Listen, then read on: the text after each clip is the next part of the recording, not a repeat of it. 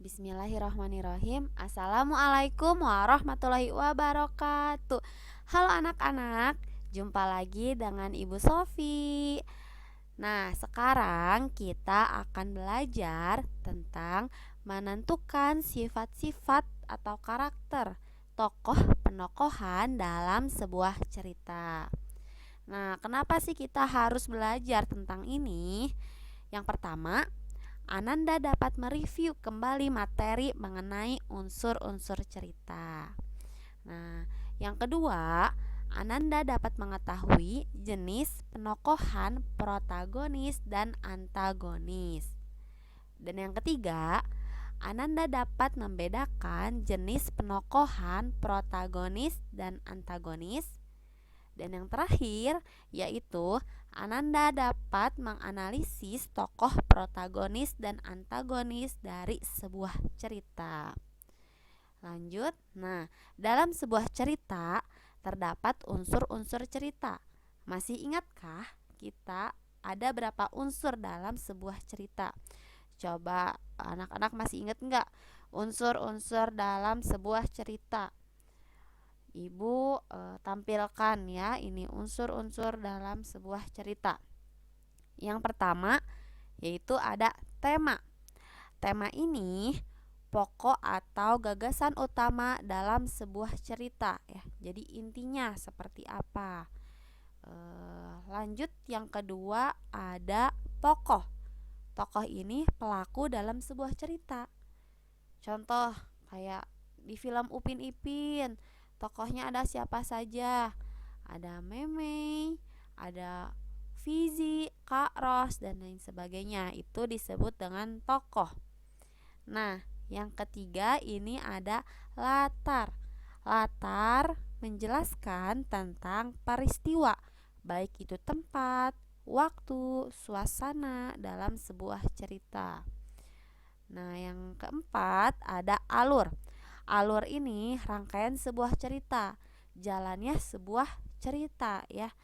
Misalkan awalnya seperti apa, pertengahan ceritanya seperti apa, akhirnya itu seperti apa. Dan yang terakhir ada pesan cerita. Pesan cerita ini pesan yang diambil dari sebuah cerita.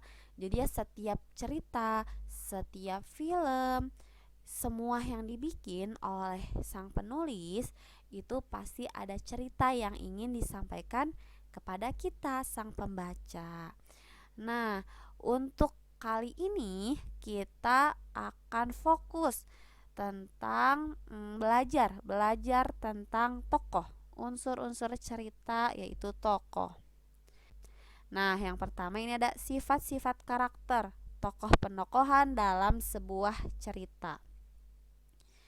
Nah, tahukah kamu untuk mengukur tingkat pemahaman, pendengaran atau pembaca mengenai isi cerita, kita dituntut untuk bisa menyebutkan nama-nama tokoh dan sifatnya.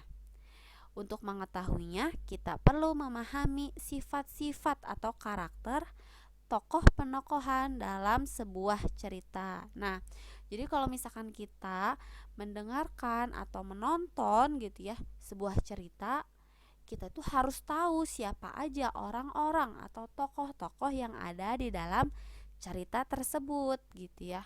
Contohnya kayak tadi ya di film Upin Ipin, tokohnya kan ada Meme, Fizi gitu ya, Kak Ros, Upin, Ipin gitu ya, dan masih banyak lagi. Nah, kita harus tahu nama-namanya siapa, terus sifat-sifatnya seperti apa gitu ya. Misalkan Kak Ros tegas seperti itu ya. Dan kita juga harus paham tentang karakter yang ada di dalam sebuah cerita. Nah, ini nih perbedaannya tokoh dan penokohan itu apa sih? Nah, tokoh itu orang atau semua pelaku yang berperan dalam sebuah cerita. Jadi tokoh tuh orangnya ya, kayak tadi Upin Ipin itu tokohnya, orangnya gitu. Nah, kalau ini penokohan. Penokohan ini cara pengarang menggambarkan karakter atau sifat tokoh-tokoh dalam sebuah cerita. Nah, ini penokohan ini jadi karakternya si tokoh itu seperti apa gitu ya, digambarkan. Nah, kita lihat jenis-jenis penokohan supaya lebih paham lagi penokohan itu seperti apa ya.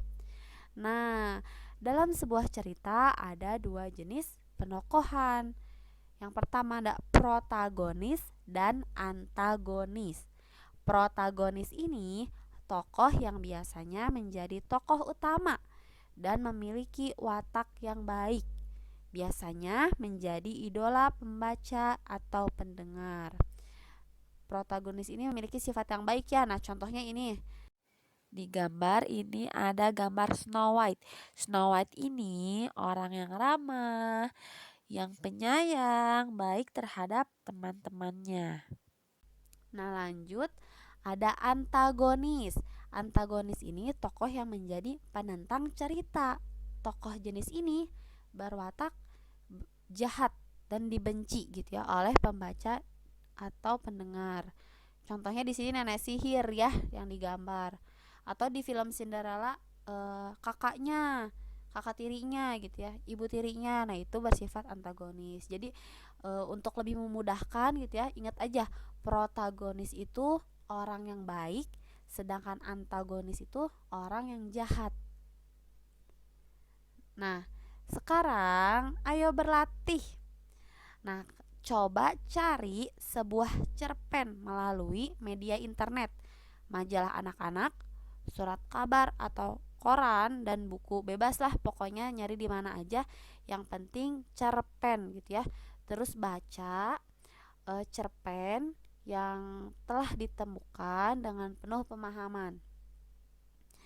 Lalu tulis judul cerpen yang sudah dibaca dan tentukan tokoh-tokoh yang termasuk ke dalam tokoh protagonis dan tokoh antagonis dari cerpen yang kamu baca pada buku tulis. Jadi kalau misalkan udah nemu cerpennya, lalu kalian pahami ceritanya seperti apa dan tulis tokoh-tokohnya siapa aja. Dan pisahkan gitu ya. Tokoh protagonis siapa, tokoh antagonis siapa gitu ya. Seperti itu. Kerjakan tepat waktu ya. Ibu tunggu jawaban kalian. Sekian dari Ibu. Mohon maaf apabila banyak kekurangan. Sampai jumpa di pembelajaran selanjutnya. Wassalamualaikum warahmatullahi wabarakatuh.